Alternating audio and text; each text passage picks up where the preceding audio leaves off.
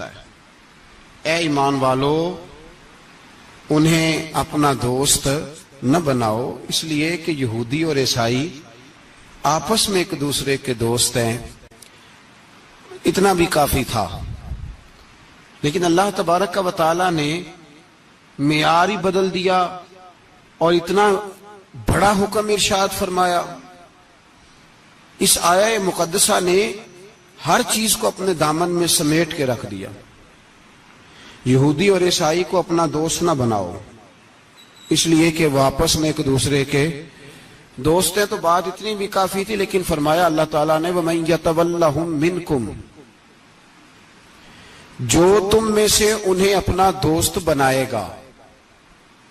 تمہیں منع کر دیا ہے، ہم نے روک دیا ہے کہ دوست بنانا، اور اگر وَمَن يَتَوَلَّهُم مِّنكُمْ، جو تم میں سے، وَمَن يَتَوَلَّهُم مِّنكُمْ، جو بھی تم میں سے انہیں اپنا دوست بنائے گا، فَإِنَّهُ مِنْهُمْ، تو وہ انہی میں سے ہے۔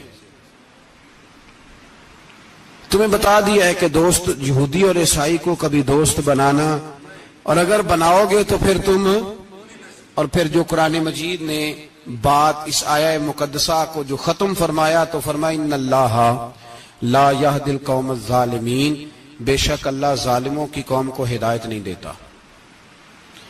ظلم کرنے والوں کے نصیب میں ہدایت نہیں ہوتی۔ وہ ظلم کرتے رہتے ہیں اور انہیں سمجھایا جائے تو مانتے بھی نہیں، اس لیے کہ ہدایت ان کا نصیب نہیں ہوتی۔ میرے بھائی، دنیا میں بد نصیب ہے وہ شخص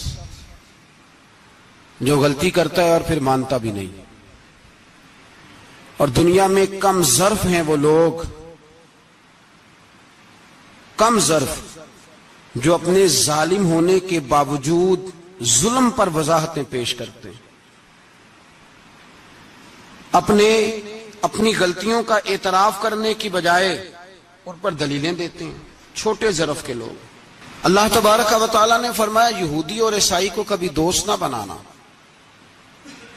میرے بھائیوں، میرے بزرگوں، میرے دوستوں، ہمارا دین تعصب سے پاک ہے، لیکن تسلب کا حامی ہے۔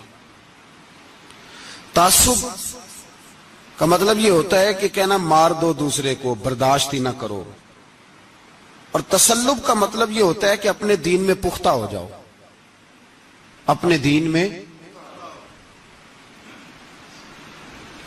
میں پکے ہو جاؤ۔ اب ہم نا ہر روز نماز کی نیت باندھتے ہیں، اللہ اکبر، سورۃ فاتحہ پڑھتے ہیں، اہدنا الصراط المستقیم صراط الذین انعمت علیہم، اتنی بھی بات بڑی تھی، کافی تھی۔ اے اللہ ہمیں صراط مستقیم پہ چلا اور ان لوگوں کے رستوں پہ چلانا جن پر تو نے انعام کیا، بڑی بات تھی، مثبت بات ہو گئی، منفی بات کی ضرورت نہ تھی۔ لیکن اللہ تبارک و تعالیٰ نے فرمایا کہ جہاں تم مجھ سے یہ دعا مانگو نا کہ صراط الذین انعمت علیہم، یا اللہ ان لوگوں کے رستوں پہ چلا جن پر تو نے انعام کیا، انبیاء، صلحاء، اتقیاء، صوفیاء، اولیاء، جہاں یہ دعا مانگنی ہے نا، ساتھ ایک اور بات بھی تم نے کرنی ہے۔ وہ کیا ہے؟ غیر المغضوب علیہم ولا الضالین، اے اللہ ان سے ہمیں بچا جن پر تیرا غضب ہوا، ان کے رستے پہ نہ چلانا جن پہ تیرا غضب ہوا اور جو گمراہ ہو گئے۔ اب دو باتیں سمجھ میں آئیں کہ مومن کو اپنے عقیدے سے پیار کرنا ہے اور کافر کے عقیدے سے اظہار بیزاری کرنا ہے، ان کے نظریے سے، ان کے عقیدے سے نفرت کرنی ہے۔ کافر کے عقیدے اور نظریے سے، اس کا کیا مطلب ہے؟ تسلب کا مطلب ہوتا ہے اپنے دین میں پکا ہونا۔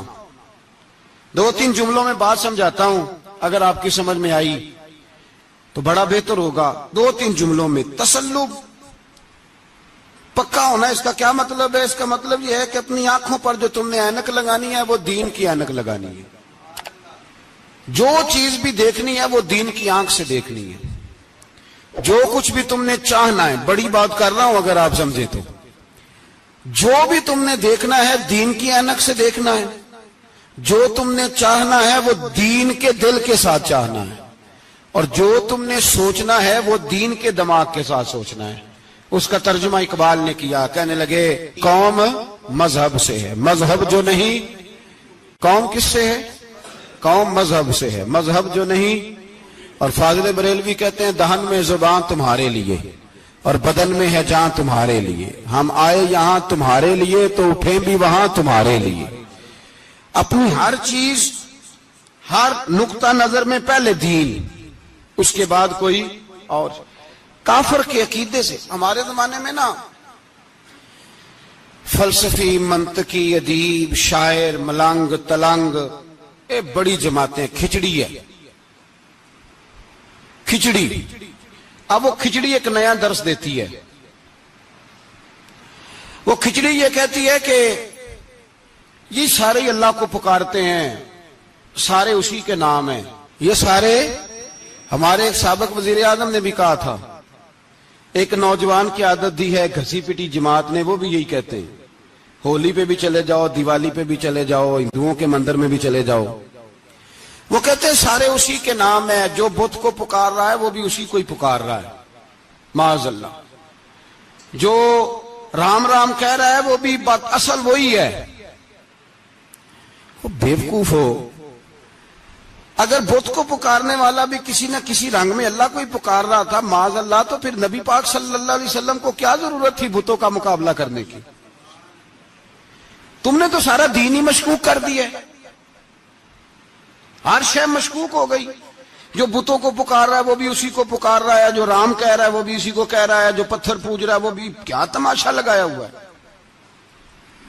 اللہ تبارک و تعالیٰ تو اتنا غیور ہے، وہ کہتا ہے ان اللہ لا یغفر ان یشرک بہ ویغفر ما دون ذلک لمن یشاء، میں ہر چیز بخش دوں گا، میرے ساتھ کسی کو شریک نہ بنانا، میں اس کی معافی نہیں دوں گا۔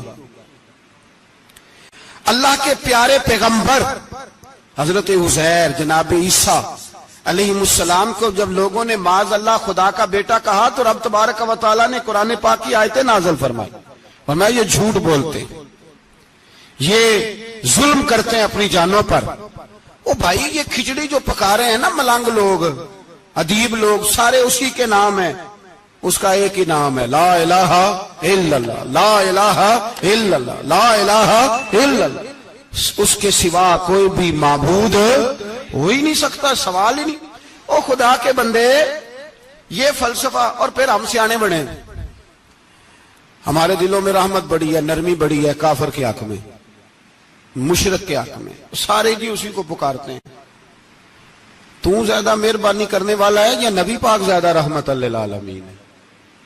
حضور نے تو فرمایا بت کے پجاری سے جہاد ہوگا تلوار کے ساتھ، پنڈت اور جوگی کاٹے جائیں گے تلوار کے ساتھ، جو اللہ تبارک و تعالیٰ کی توحید میں کسی کو شریک کرے گا مسلمان اس کے خلاف اٹھیں گے۔ تو کہہ رہا سارے یہ ایک ہیں، تسلب نہیں، دین کی پختگی نہیں۔ ہمارے ہاں لوگ مسئلہ پوچھتے ہیں، پاکستان میں جو عیسائی رہتے ہیں نا وہ غریب ہیں، پاکستان میں جو عیسائی رہتے ہیں نا وہ، اور جو امریکہ میں رہتے ہیں، پاکستان کے اندر جو لوگ ہیں نا وہ مسئلہ پوچھتے ہیں، کہتے ہیں جی عیسائیوں کے ساتھ کھانا پینا جائز ہے۔ میں نے کہا امریکہ میں جب رہتے ہو تب کیوں نہیں پوچھتے؟ یہاں تم مسئلہ پوچھتے ہیں نا لوگ، عیسائیوں کے ساتھ کھانا پینا جائز ہے کہ ناجائز، اور وہاں جب تمہیں ضرورت ہوتی ہے پاسپورٹ کی تو عیسائی بی بی سے نکاح کر لیتے ہو۔ اور پوچھو نا اپنے ملک کے سیاستدانوں سے، پوچھو ان سے کہ تمہارے بچے جو جا کے وہاں روٹیاں کھاتے ہیں تو کون سے ہوٹل ہیں جہاں بالکل جائز تمہارے لیے علیحدہ سے پکتا ہے؟ وہ جو تم نے وہاں رشتہ داریاں کی ہوئی ہیں، تمہارے بچے وہاں رہ رہے ہیں تو وہاں مسئلے نہیں یاد؟ اگر ایک غریب نالی صاف کرنے والا عیسائی آئے تو اس کے بارے میں فتویٰ ہے کہ اس کے ساتھ روٹی نہیں کھانی، اور ٹرمپ آ جائے تو پھر کوئی مولوی مسئلہ نہیں پوچھتا کہ اس کے ساتھ کھانا جائز ہے کہ ناجائز ہے۔ ہمارا وہ جو کفر کے معاملے میں اظہار بیزاری تھا، نفرت کافر کے عقیدے سے، ہم کبھی نہیں کہتے کہ عیسائیوں کے مندروں کو آگ لگا دو۔ کبھی جلوس لے کے گئے ہیں کہ مندر گرانا ہے؟ بولے ان کا گرجا کبھی گرایا ہے؟ ہندو کا مندر، مرزئی کی عبادت گاہ اقلیت قرار دے دیا، ٹھیک ہے، جہاں عیسائی علیحدہ سے اپنا کام کر رہے ہیں تم بھی کرو، لیکن ہم ان کے عقیدے کے کبھی بھی حامی نہیں ہو سکتے۔ اگر کہیں کہ عیسائی بھی صحیح کہہ رہا ہے، حضرت مریم کو اللہ کی بیوی کہہ رہا ہے، جناب عیسیٰ کو اللہ کا بیٹا کہہ رہا ہے، اور تو کوئی سارے اسی کے نام ہیں، تو یہ بات تیری درست، اس لیے کہ ہم تو روز کہتے ہیں قل هو اللہ احد اللہ الصمد لم یلد ولم یولد، نہ کسی کا باپ ہے نہ کسی کا بیٹا ہے، ولم یکن لہ کفوا احد، اس کا تو کوئی ہمسر ہی نہیں، اس جیسا دوسرا کوئی ہے ہی نہیں۔ تو بھائی جس عقیدے کا تو اعلان کر رہا ہے، جو آدمی تیرے عقیدے کے خلاف چل رہا ہے، اس کو تو نے صحیح کیسے کہہ دیا؟ یہ کیسے ہو؟ تو میرے بھائی اسلام یہ کہتا ہے کہ اساس، بنیاد، نظریہ، تو اپنے نظریے پہ ناز کرے گا، دوسرے کے نظریے سے اظہار بیزاری کرے گا۔ اور بھائی جاگو اور بس کر دو، جاگ جاؤ۔ اساس، بنیاد، نظریہ اصل ہے، اور اصل پر سمجھوتا ہو سکتا ہو ہی نہیں سکتا۔ بخاری شریف میں ایک حدیث ہے، بات مضبوط کرنے کے لیے عرض کرتا ہوں۔ حضرت یحییٰ ایک تابعی بزرگ ہے، وہ کہتے ہیں حضرت عبداللہ ابن عمر رضی اللہ تعالیٰ عنہ میرے پاس آئے تو میں نے ان سے کہا حضور ہمارے محلے میں ایک جماعت رہتی ہے مسلمانوں کی، وہ نمازیں بھی پڑھتے ہیں، روزے بھی رکھتے ہیں، زکوٰۃ بھی دیتے ہیں، حج بھی کرتے ہیں، بس تقدیر کو نہیں مانتے، صرف ایک چیز کے انکاری ہیں، تقدیر کے۔ تو کیا حکم ہے؟ تو آپ فرمانے لگے ان سے کہہ دو کہ ہمارا تمہارا کوئی تعلق نہیں، ان سے کہہ دو ہمارا تمہارا کوئی رشتہ نہیں، ہمارا تمہارا کوئی کسی قسم کا رابطہ۔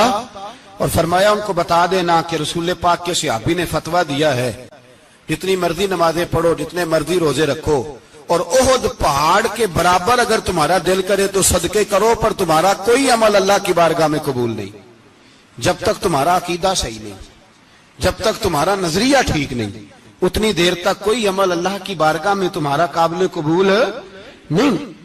اساس پر، بنیاد پر کوئی سمجھوتا ہو سکتا، بنیادوں پر سمجھوتے نہیں ہوتے بھائی۔ اور ایک ہوتا ہے گناہگار، ایک ہوتا ہے غدار۔ گناہگار اور غدار میں بڑا فرق ہوتا ہے۔ ایک آدمی شراب پیتا ہے، کسی نے اس کو منع کیا تو اس نے کہا یار میری غلطی ہے، آئندہ نہیں پیوں گا، وہ گناہگار ہے۔ ایک نے کہا نہیں پینی چاہیے، وہ کافر ہے۔ ایک نماز نہیں پڑھتا، اس کو کہا پڑھ، بہانے لگاتا ہے، کپڑے نہیں صحیح، رمضان سے شروع کروں گا، کوشش ہے بس، وہ گناہگار ہے۔ ایک کہتا ہے نماز پڑھنی نہیں چاہیے، وہ کافر ہے۔ ایک کے جیب میں پیسے تھے، حج کرنے نہیں گیا، بہت بڑا گناہ کیا۔ ایک کہتا ہے حج کرنا ہی نہیں چاہیے، وہ کافر ہو گیا۔ او بھائی گناہگار اور ہوتا ہے، غدار، دونوں میں فرق ہے۔ اب تو غداریاں ہو رہی ہیں، سرے عام حملے ہو رہے ہیں، حکومتوں پر پریشر ہے۔ یورپ ایک منٹ سے پہلے مرزئی کو ویزا دیتا ہے، قادیانی کو ویزا دیتا ہے۔ یہ سپر کافر ہیں قادیانی اور مرزئی، اور بڑی ذمہ داری سے کہہ رہا ہوں، یہ کل بھی کافر تھے، آج بھی، کل بھی کافر تھے اور آج بھی، اور قیامت تک۔ اور اگلی بات سن لو، من شکا فی کفر ہی فقد کفر، جو ان کے کفر میں شک کرے وہ بھی کافر ہے۔ سن لو، یہ فتویٰ دے دینا بے شک جس کو مرضی۔ من شکا فی کفر ہی فقد کفر، جس بندے نے مرزئی کے، قادیانی کے کافر ہونے میں شک کیا، وہ بندہ بھی پکا کافر ہے، پیٹا کافر ہے، جس نے ان کے کافر ہونے میں۔ تو جڑے آکر سانو پتہ ہی نہیں لگا اسی کی کر بیٹھے، ان کے لیے کوئی قانون نہیں۔ وہ جس نے کہا ہے نا مرزئی اس کا قانون بدلنا ہے، اس کو ایک پرچی تیری میری بھی شامل ہے۔ ایسے نہ کہنا کہ وہ بڑے بے ایمان نکلے، کافر نکلے، تو نے بھی ٹھپا لگایا ہے، تو ساتھ ہے، تو شامل ہے۔ جب قومی اسمبلی میں یہ قرارداد پیش ہو رہی تھی تو ان کو ووٹ دینے والے ان کے گناہ میں شریک تھے، مجرم تھے، ساتھ شامل تھے، ان کو معافی نہیں ملے گی، ان کو لمبی توبہ کرنی پڑے گی اللہ کی بارگاہ میں، انہیں آنسو بہانے پڑیں گے ان کو ٹھپے لگانے کی وجہ سے۔ بچ نہ جایا کرو کہ حکمران برے ہیں تو ہم بڑے نیک پرہیزگار ہیں. چھپے لگانے والے ساتھ شریک ہے جرم. کہتے پتہ ہی نہیں چلا. کیسے پتہ نہیں چلا؟ کیسے پتہ نہیں چلا؟ یہ تو جو مدہوش ہوتے ہیں انہیں پتہ چل جاتا ہے یہ نبی پاک کی عزت کی بات ہو رہی ہے. بندہ مدہوش ہو نا، مدہوش بے ہوش ہو مسلمان، رسول اللہ کی بات ہو تو اس کی بھی آنکھیں کھل جایا کرتی ہیں. اور تم جاگتے پڑھے لکھے اسمبلیوں میں بیٹھے مالدار، تم پتہ ہی نہیں چلا قانون بدل گیا، خبر ہی نہیں ہوئی. یہ دھوکہ کسی اور کو دینا. ہم تمہارے ان دھوکوں میں آنے والے کسی اور کو سنانا کہانیاں. ہمیں نہیں سمجھ آتی تمہاری کہانیاں. کہتے غلطی ہو گئی، بھول گئے. اور وزیر اعلیٰ صاحب کہتے ہیں اس کو نکال دینا چاہیے. کس نے نکالنا ہے نا تماشا. کہتے ہیں اس کو نکال دینا چاہیے جس نے اس قانون میں. تو کس نے نکالنا ہے؟ حکومت تو آپ کی ہے، تو کون نکالے گا؟ شرم کرو، مر جاؤ ڈوب کے. یہ تمہارا طریقہ ہے؟ جرم کرتے اور جرم کر کے کہتے ہو نہیں نکال دینا. کون نکالے گا؟ نکالو پتہ چلے تمہارا. امیر ملت پیر جماعت علی شاہ صاحب محدث علی پوری رحمت اللہ علیہ پیر صاحب فرماتے ہیں جب پاکستان بن رہا تھا تو ہم نبی پاک صلی اللہ علیہ وسلم کی عظمتیں بیان کیا کرتے تھے. ہم کہتے تھے لوگوں پاکستان بنے گا تو اس میں نبی پاک کا نظام آئے گا، غریب امیر کا فرق مٹ جائے گا، اس میں کوئی برادری نہیں ہوگی، ایک برادری ہوگی جس کا نام مسلمان ہوگا. اس میں چھوٹا بڑا امیر غریب ایک ہی صف میں کھڑے ہو گئے، محمود و ایاز. نہ کوئی بندہ رہا نہ کوئی بندہ نواز. یہ پاکستان ہوگا. اور کہتے ہیں ہندو پنڈت تقریریں کرتے تھے او وہاں نبی پاک کا نظام نافذ ہوگا، معاذ اللہ ہاتھ کٹیں گے، گردنیں کٹیں گی. بڑا وہ معاذ اللہ مخالفت کرتے تھے. وہ کیا پتا تھا کہ بعد میں یہاں بھی سارے وہی تماشے ہوں گے جو وہ کہہ رہے ہیں. تو پیر صاحب کہتے ہیں کہ جگہ ہندوؤں کا جلسہ تھا، ہندوؤں کا پنڈت تقریر کر رہا تھا، وہاں سارے ہندو بیٹھے تھے. تو اس پنڈت نے نا تقریر کرتے کرتے نبی پاک کی شان میں کوئی بے ادبی کر دی معاذ اللہ. کیونکہ سارے ہندو تھے، کوئی مسلمان نہیں تھا. ایک ملنگ بیٹھا تھا دور، اس نے دوری ڈنڈا پکڑا ہوا تھا اور کوئی اپنی موج کا کام کر رہا تھا. آپ کو پتا ہے ان کے پاس جو ڈنڈا ہوتا ہے بڑا رنگین ہوتا ہے، کوئی اسپیشل بنایا ہوتا ہے انہوں نے. تو بیٹھا تھا ملنگ. میں نے کہا بے ہوش بھی ہونا، جو بے ہوش ہو مسلمان، رسول اللہ کا نام آئے تو اس کی بھی آنکھیں کھل جایا کرتی ہے. تیری بند کی باندھی رہ گئی ہے، کیسے ہو گیا؟ ہاتھ میں ڈنڈا تھا اور وہ اپنے کام لگا ہوا تھا. جب اس کے کانوں میں سپیکر کی آواز آئی نا کہ نبی پاک کے بارے میں بات کی ہے تو ڈنڈا اٹھایا، پیچھے سے اسٹیج پہ چڑھ گیا. اور ہندوؤں نے سمجھا ملنگ آدمی ہے، اس نے کیا کرنا ہے. آیا پنڈت کے پاس اور وہ کہتا ہے میں نے 3 ڈنڈے اتنی زور سے مارے کہ چوتھے کی ضرورت ہی نہ پڑی. اتنی زور سے 3 ڈنڈے سر پہ مارے کہ چوتھے کی ضرورت ہے اس کی پھر آواز ہی نکلی. مر گیا وہ. مجھے پکڑا جیل میں پھینک دیا. امیر ملت پیر جماعت علی شاہ صاحب کہتے ہیں میں امرتسر کی جیل میں ملنے گیا اور میں نے اس کے سامنے کھڑے ہو کے کہا، میں نے کہا بے لیا، نہ تو نماز پڑھے، نہ تو روزہ رکھے، نہ تو مسجد آئے، نہ تو کوئی اور کام کرے، اور اتنا بڑا تو نے کام کیا، گستاخ مار دیا. تو پیر صاحب کہتے ہیں وہ ملنگ اپنے پیروں پہ اٹھ کے کھڑا ہو گیا اور اس کی آنکھوں میں آنسو تھے اور میری طرف دیکھ کے کہنے لگا پیر جی میں لمیاں گلاں تے نہیں آندیاں، میں انپڑھ ہاں، چوکھا تے نے مینوں پتا گناہگار ہاں، بڑا گناہگار ہاں، بڑا گناہگار ہاں، بڑا گناہگار، بڑا گناہگار ہاں، پر قسم اللہ دی عزت دی میں گناہگار ہاں پر اپنے نبی دا غدار نہیں، گناہگار ہاں پر رسول اللہ دا غدار کوئی بات نہیں. اگر کوتاہیاں کرتا ہوں تو اب یہ تو نہیں نہ ہو سکتا کہ اونچی اور سچی سرکار کی کو میرے سامنے بے ادبی کر کے چلا جائے. یہ تینوں پتہ ہی نہیں لگا، تو کہتا خبر ہی نہیں ہوئی، کب ہو گیا پتہ ہی نہیں تھا. وضاحتیں دیتا پھرتا ہے. اور کچھ مولوی ملا جو دھبا ہے دین کے نام پہ وہ وضاحتیں دیتے پھرتے ہیں، کہتے ہیں مناظرے کر لو، شرم کرو. دین کے نام پر ووٹ مانگ کے اسمبلیوں میں جاتے ہو اور وہاں جا کے ان بے ایمانوں کی گودوں میں بیٹھ جاتے ہو، تمہیں حیا نہیں آتی. اور نبی پاک کی بات ہے تو پھر بھی تمہاری غیرت جوش نہیں مارتی، پھر بھی دلیلیں دیتے پھرتے ہو. میرے رسول پاک علیہ الصلوۃ والسلام کے غلاموں یاد رکھو، دین میں تسلط پیدا کرو، مضبوطی.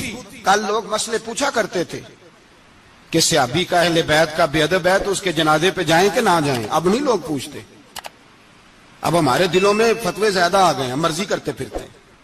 ہمارا بچہ کسی بد مذہب کی مسجد میں جاتا ہے ہم کہتے ہیں نہیں ویسے ہی جاتا ہے. تجھ سے پوچھا جائے گا، اس دن پتا چلے گا، جس دن تم مرے گا تو تیرے لیے دعا بھی نہیں کرے گا، تیری قبر پہ بھی نہیں جائے گا، تجھے پتا چلے گا اس دن کہ ویسے ہی جاتا ہے کہ ایسے جاتا ہے. کوئی پابندی نہیں، کوئی تسلط بھی نہیں، عقیدے میں ایمان میں کوئی پختگی نہیں، ہمیں خیال ہی نہیں کہ کدھر جا رہی ہیں اولادیں، سوچتے ہی نہیں ہم. خیال ہونا چاہیے، سمجھ ہونی چاہیے. میرے رسول پاک علیہ الصلوۃ والسلام کے صحابہ میں تسلط تھا، تسلط. سگی اماں بھی اگر بے ایمان ہوتی تھی تو صحابہ قریب نہیں آنے دیتے تھے. حضرت اسماء بنت ابی بکر صدیق، ان کی ماں مشرکہ تھی.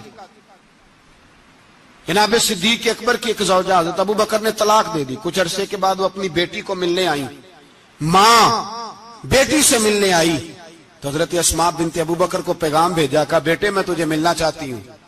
تو کہا اماں ذرا ٹھہر جا، پہلے میں اپنے نبی سے پوچھ لوں. پہلے اپنے ماں بعد میں ہے، نبی پہلے ہے.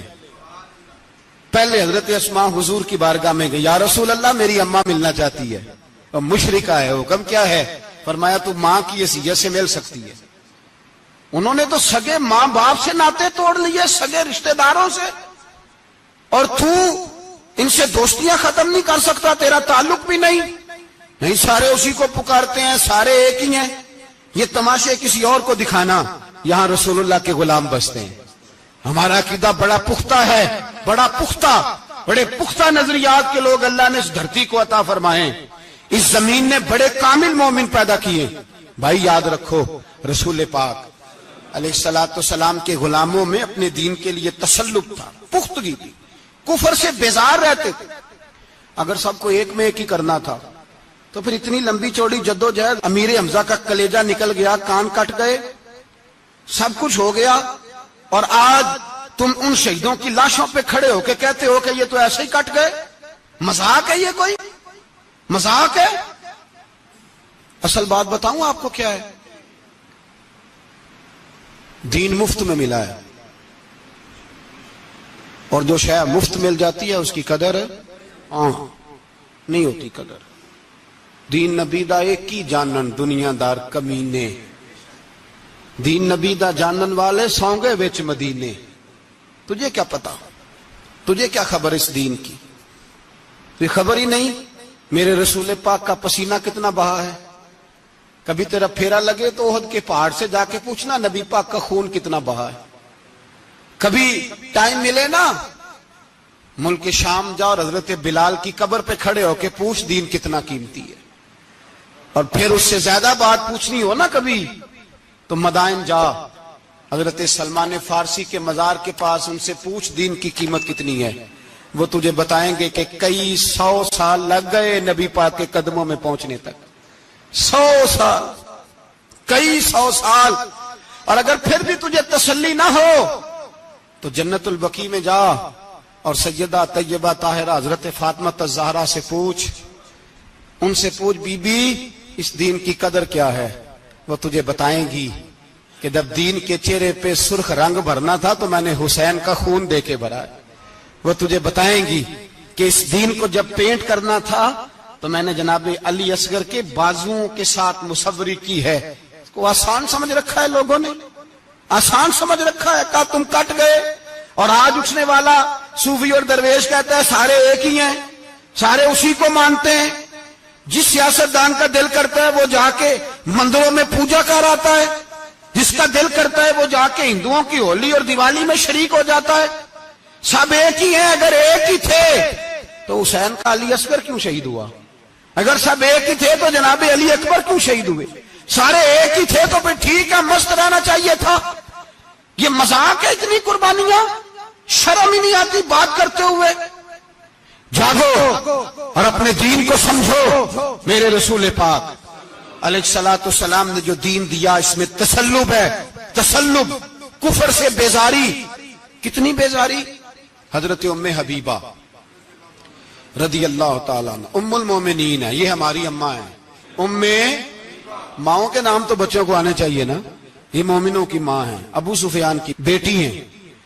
حضرت ابو سفیان رضی اللہ تعالیٰ عنہ کی بیٹی نبی پاک کی زوجہ ہیں. جناب امیر معاویہ رضی اللہ تعالیٰ عنہ کی سگی بہن حضور کی زوجہ تھی. بہت بڑے امیر باپ کی بیٹی تھی. مدینے جب آئیں تو نبی پاک کے گھر میں غربت دیکھی. آزمائش دیکھی، کئی کئی دنوں کے فقر اختیاری کے جلوے دیکھے۔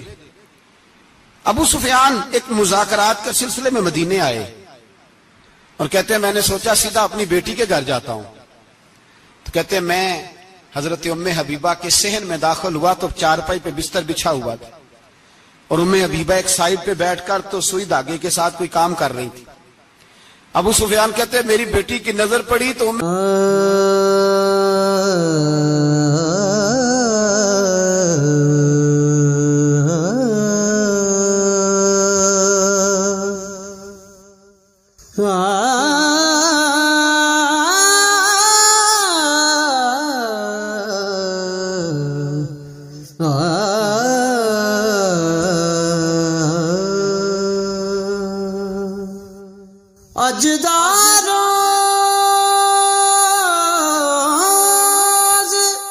حبیبہ جلدی سے اٹھی، اٹھ کے بستر جو چارپائی پہ بچھا ہوا تھا وہ بستر اٹھایا، لپیٹا، اندر لے گئی۔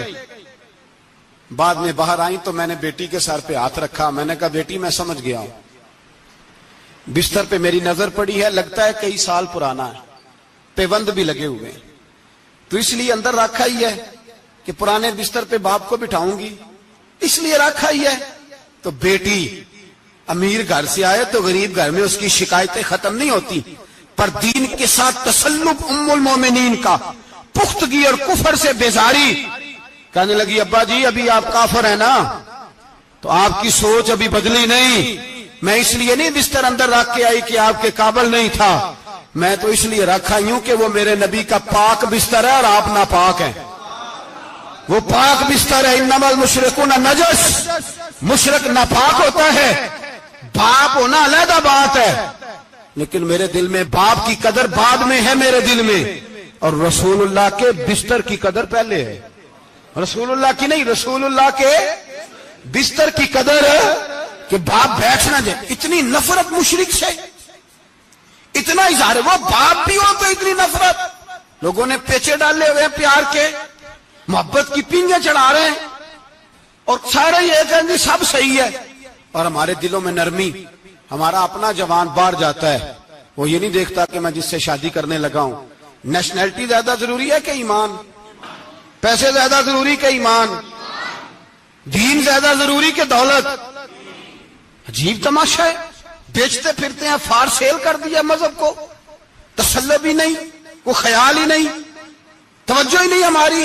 میرے رسول پاک علیہ الصلوۃ والسلام کے صحابہ جو چٹان تھے دین کے معاملے میں، اپنا پیارا بھی سامنے آتا تھا تو کافر سمجھ کے قتل کر دیتے، اس لیے کہ وہ سمجھتے تھے قوم مذہب سے ہے، مذہب جو نہیں تم بھی نہیں، اگر دین نہیں رہے گا تو کوئی شے باقی نہیں رہے، یاد رکھنا، اگر دین نہیں رہے گا۔ میرے حبیب پاک علیہ الصلوۃ والسلام کے غلاموں کا یہ حال تھا۔ احد کے اندر افواہ پھیل گئی کہ حضور شہید ہو گئے، حضرت انس بن مالک کے چچا تھے انس بن نضر رضی اللہ تعالیٰ عنہ، جب افواہ پھیلی نا حضور شہید ہو گئے تو جناب انس بن نضر اٹھے، تلوار پکڑی، صحابہ سے کہنے لگے یہاں کیوں بیٹھے ہو؟ کہا حضور شہید ہو گئے، ہم کیا کریں؟ فرمایا حضور شہید ہو گئے تو ہم زندہ رہ کے کیا کریں گے؟ یہاں کیوں بیٹھے ہو؟ ہمارا جینا بھی مصطفیٰ کے لیے، مرنا بھی مصطفیٰ کے لیے، اگر حضور علیہ الصلوۃ والسلام وصال کر گئے تو اٹھو، ان بے ایمانوں سے لڑتے ہیں جنہوں نے مصطفیٰ کو شہید کیا ہے، اٹھو۔ حضرت انس بن نضر میدان میں نکلے، اس طرح لڑے کہ صحابہ کہتے ہیں نہ زخموں کی پرواہ، تیر برستے رہے پرواہ کوئی نہیں، تلواریں چلتی رہی پرواہ کوئی نہیں، ان کے وجود پر نیزوں کے زخم آتے رہے پرواہ کوئی نہیں۔ حضرت انس بن نضر اتنا لڑے کہ شہید ہو گئے، اور جب شہادت کے بعد ان کی لاش دیکھی تو 80 زخم نظر آئے، تلواروں کے، نیزوں کے 80 زخم۔ حضور کے لیے ان لوگوں نے جانیں دے دی، پرواہ ہی نہیں کی۔ یہاں اس مسئلے کو ہمارے ہاں لوگ سمجھتے ہی نہیں۔ ختم نبوت کا مسئلہ بڑا حساس مسئلہ ہے۔ ما کان محمد ابا احد من رجالکم ولکن رسول اللہ وخاتم النبیین۔ ہم ختم بھی پڑھے نہ کسی کا تو اس میں بھی ختم نبوت والی آیت پڑھتے ہیں، اس لیے کہ یہ بنیادی مسئلہ ہے۔ ہم لوگوں کو بتاتے ہیں کہ جو مرنے والا گیا ہے نا دنیا سے، وہ نبی پاک کی ختم نبوت کا اعلان کرتا ہوا گیا ہے۔ ہم لوگوں کو یہ بات بتلاتے ہیں، میرے حبیب پاک علیہ السلام کی 150 کے قریب حدیثیں ہیں کہ میں آخری نبی ہوں، میرے بعد کوئی نبی نہیں ہے۔ 150 کے قریب حدیثوں میں حضور نے ارشاد فرمایا، جگہ جگہ محبوب پاک نے وضاحت فرمائی کہ میں آخری نبی ہوں، میرے بعد کوئی نبی ہو سکتا، وضاحت۔ اور ہمارے علماء نے لکھا ہے جو دعویٰ کرے کہ میں نبی ہوں اور جس بندے نے اس سے یہ کہا کہ چل کوئی دلیل دکھا، وہ بھی کافر ہو گیا، وہ بھی کافر۔ کیوں تو نے یہ سوال کیا؟ یہ حساس نوعیت کا مسئلہ ہے۔ میرے رسول پاک علیہ السلام کے غلاموں نے ایک پیغام دیا ہے ہمیں، اس پیغام کو یاد رکھنا۔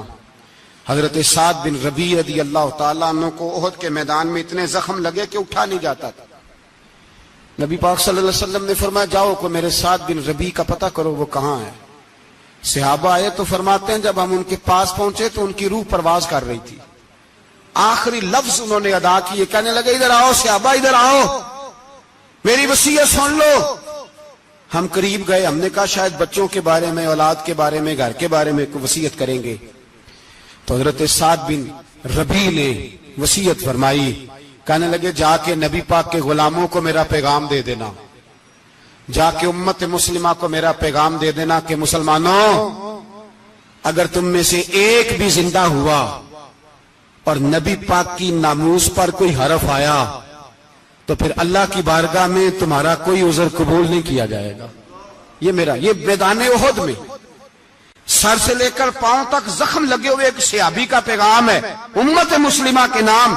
حضرت سعد بن ربیع رضی اللہ تعالیٰ عنہ فرمانے لگے میں مرتے وقت مسلمانوں کو پیغام دے کے جا رہا ہوں کہ اگر حضور کی عزت پر، ناموس پر، نبی پاک صلی اللہ علیہ وسلم کی ذات پر ذرا سا بھی حرف آیا اور مسلمان زندہ ہوئے اور پھر اگر وہ سمجھیں کہ ہمیں اللہ کی بارگاہ سے معافی مل جائے گی تو یاد رکھنا رب ہر بات معاف کرے گا، اس بات میں تمہیں اللہ معافی، اس میں تمہیں یہ پیغام دیا سعد بن ربیع نے اور امت کو سمجھایا کہ ہر بات میں کمپرومائز کر لینا، رسول اللہ کی ذات کے بارے میں کمپرومائز نہ کرنا۔ جب سے مرزائیوں کو ان سپر کافروں کو اقلیت قرار دیا گیا ہے، اس کے بعد کسی مرزائی کی عبادت گاہ جلائی ہے مسلمانوں نے؟ بولے کبھی کسی مرزائی کے ساتھ مسلمانوں نے کوئی ظلم کیا ہے بعد میں؟ ٹھیک ہے اپنی عبادت کر رہے ہیں جس طرح بھی کر رہے ہیں، باقی اقلیتیں بھی رہیں۔ کبھی دوبارہ علماء نے یہ تحریک چلائی ہے کہ انہیں پاکستان سے نکالو، یہ کیوں بستے ہیں یہاں؟ اقلیت ہے تو رہنے دو۔ جی جو بے ایمان ہے، کافر ہے، اسے گھسیٹ کے دین میں کیوں لاتے ہو جب وہ آنا نہیں چاہ رہا؟ انہوں نے اس کانے بے ایمان کو نبی مانا ہوا ہے، وہ اس کو پیغمبر مانتے ہیں، کبھی ذلی نبی مانتے ہیں، کبھی بروزی نبی مانتے ہیں، پوری دنیا میں نیٹ ورک بنایا ہوا ہے، ہر جگہ ڈنڈورا پیٹتے پھرتے ہیں۔ وہ کہتے ہیں خاتم النبیین کا معنی یہ ہے کہ نبی پاک تو مورے لگانے آئے ہیں، بڑے نبی آ سکتے ہیں۔ ان کا عقیدہ یہ ہے کہ مرزا مستقل نبی نہیں تھا، وہ حضور کا سایہ بن کے آیا تھا۔ وہ معاذ اللہ جس نبی کا اللہ پاک نے ظاہری حیات میں سایہ نہیں بنایا، یہ کانا سایہ بنے گا نبی پاک کا؟ اس بے ایمان کو وہ اپنا پیشوا مانتے ہیں۔ چلو چھوڑو، جو کافر کو اپنا پیشوا مانے وہ بندہ صحیح ہوتا ہے؟ چلو نبی نہ بھی مانے، پیشوا مانے، وہ صحیح ہوتا ہے؟ اتنے پکے بے ایمانوں اور کافروں کو تم لوگوں نے گنجائش دینے کے لیے صرف مغربی یہ جو بنانا چاہتے ہیں نا، یہ اپنے اوپر سے لیبل اتارنا چاہتے ہیں کہ نہیں جی نہیں، ہم تو سب کو لے کے، وہ تو کئی دفعہ کہہ چکے ہیں جی سارے اسی کو پکارتے ہیں۔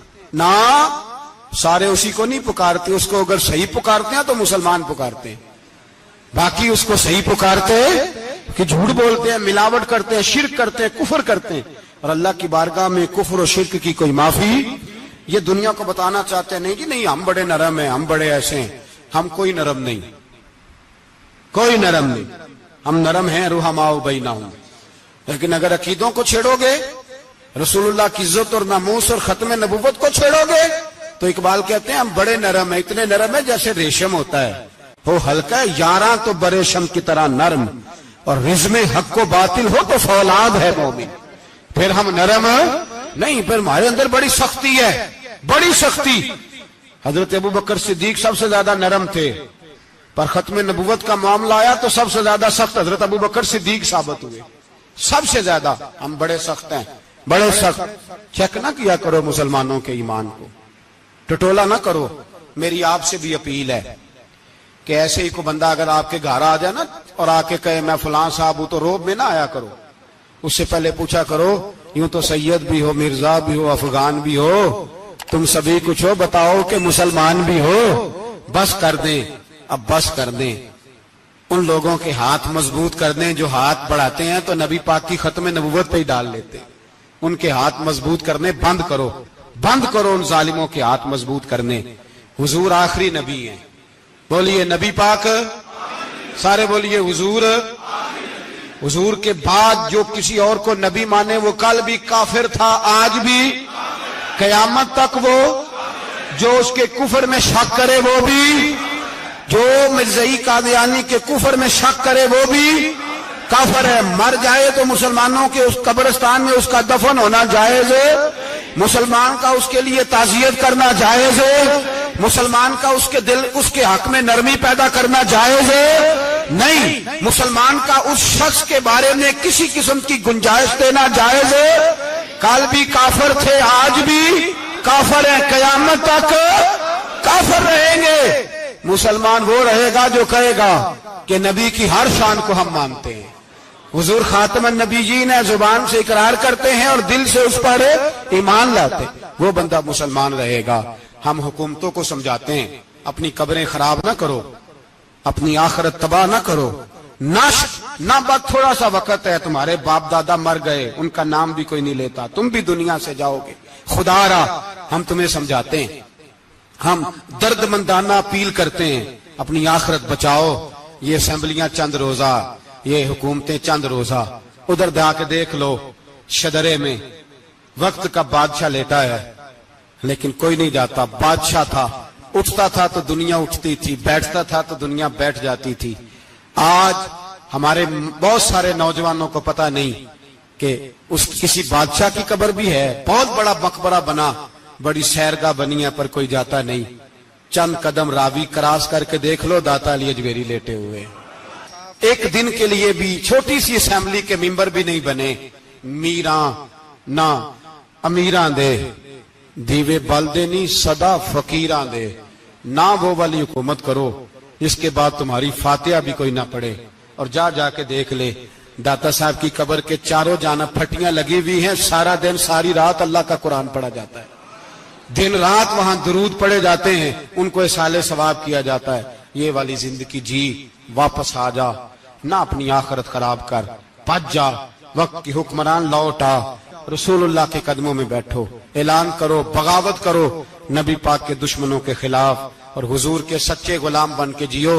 اگر سچے غلام بنو گے تو حضرت عمر بن عبدالعزیز کی طرح تمہارے تذکرے ممبروں پہ رہیں گے. اور اگر غداری کرو گے، غداری، تو یزید کی طرح تمہاری اپنی اولادیں بھی تمہارا نام نہیں لیں گی، اپنی اولادیں بھی تمہارے تذکرے چھوڑ جائیں گی. یاد رکھنا اللہ کی لاٹھی بڑی بے آواز ہے. کل من علیہ فان، فنا کر دیتا ہے ہر چیز کو. دعا ہے اللہ ہمیں سمجھنے کی توفیق عطا فرمائے.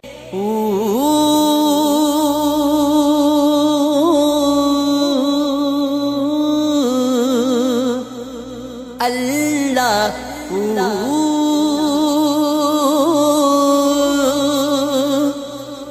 اللہ اللہ